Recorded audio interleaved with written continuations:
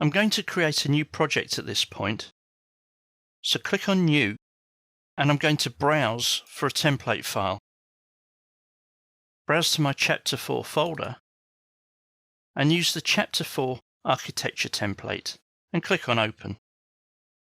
Click on OK, and here I have my blank file where I'm going to start importing or linking DWGs. From the Insert tab, click on Link CAD. Browse to my Chapter 4 DWGs folder and click on Floor Plan Level 1. Here I want to check a few things before I actually do the import. The colours, I'm only interested in black and white. I want all the layers. I'm going to go with the Auto Detect on units.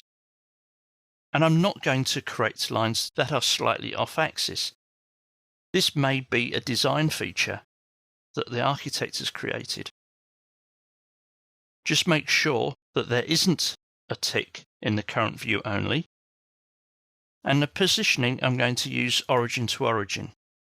Click on Open. And there we have our floor plan.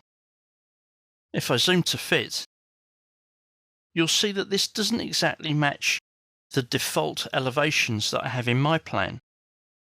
So what I'm going to do here is just select them and move the default elevations so they roughly resemble the ones in the architect's file. This may just need selecting them a few times and dragging them into the required positions. Now that I've done this, I want to create some building grids. The building grids are what I'm going to use to line up any of the elevations that I link in. From the Architects tab, click on Building Grid.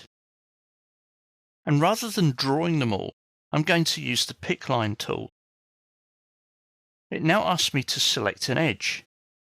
So let's start with Grid A. We've created Grid A, but this one's called Grid 1.